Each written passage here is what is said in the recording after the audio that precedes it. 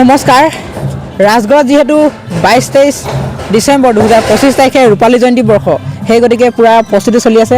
এফালে দেখিছে পেণ্ডেলৰ কাম হৈ আছে, যাৰ যি ভাগত যেনেকৈ দায়িত্ব আছে তেনেকৈ পালন কৰি আছে। মোৰ লগত আছে দুজন দাদা বুলিয়ে কৈছোঁ বাৰু। এই ৰূপালী জয়ন্তীৰ কৰ্মৰ লগত বিশেষভাৱে জড়িত এজন আছে বিত্ত বিভাগৰ সম্পাদক আৰু এজন আছে প্ৰাক্তন ছাত্ৰ ছাত্ৰীৰ সম্পাদক। কামবোৰ কেনেধৰণে চলিছে? কামবোৰ আচলতে পূৰা পূৰ্ণোদ্যমে চলি আছে, দ্ৰুতগতিত চলিছে। এটা ধুমধামেৰে মহা আয়োজন চলিছে। 25 বছৰৰ 25টা বৰ্ষ অতিক্ৰম কৰা এখন মহাবিদ্যালয় আজি আমি ৰূপালী জয়ন্তী উদযাপন কৰিবৰ কাৰণে আগবাঢ়িছোঁ আৰু আমি আশা ৰাখিম ৰাজগড়বাসী ৰাইজৰ যি হিয়াৰ উমেদি এই ৰূপালী জয়ন্তীক জীপাল কৰি তুলিব। ধন্যবাদ থাকিল।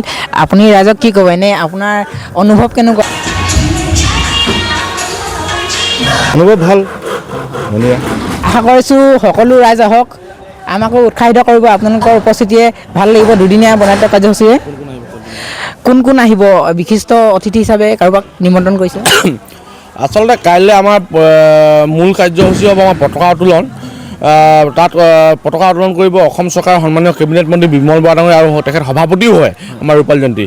আৰু ইয়াৰ লগে লগে আমি জনাব যে প্ৰাক্তন ছাত্ৰ ছাত্ৰী শিক্ষাৰ্থী সমাৰোহৰ কাইলৈ আমাৰ প্ৰাক্তন শিক্ষাৰ্থী সমাৰোহ এখন আমি আয়োজন কৰিছোঁ আৰু সকলো প্ৰাক্তনকে সেই অনুষ্ঠানত আমি সাদৰে আমন্ত্ৰণ জনাইছোঁ। আশা ৰাখিম সেই অনুষ্ঠানটোত সকলো প্ৰাক্তনৰ যি সমাহাৰ হ'ব সেই সমাহাৰত সকলো আমি নষ্টালজিক হ'ম।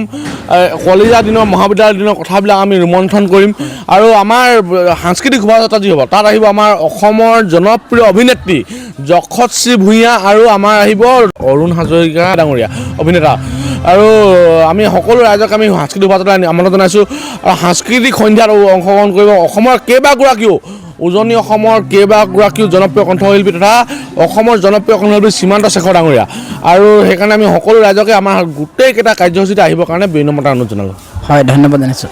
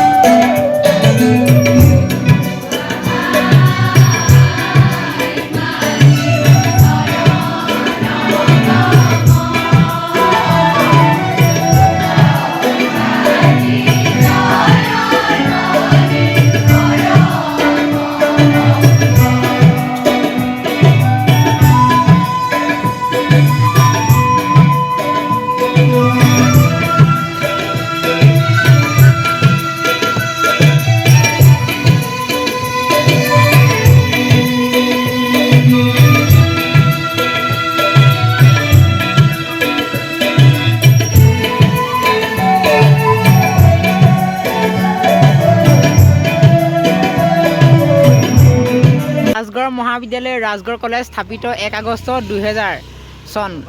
ৰাজগড় ডিব্ৰুগড় অসম 786611। এইখন মেইন গেট। কাইলৈ যিহেতু আছে ৰূপালী জয়ন্তী সেই গতিকে মানে জোৰদাৰ কাম কৰি আছে। পুৰা স্পীড চলি আছে ন কাম বন, একদম পুৰা ব্যস্ত হৈছে। আজি ৰাতি থাকিবলগীয়া হ'ব পাৰে, ঠিক নাই। আৰু এইফালে নৰেন্দ্ৰ মোদী নামৰূপলৈ আহিছে, গতিকে এইবোৰ বাছত তাৰ পৰাই মানুহবোৰ আহি আছে।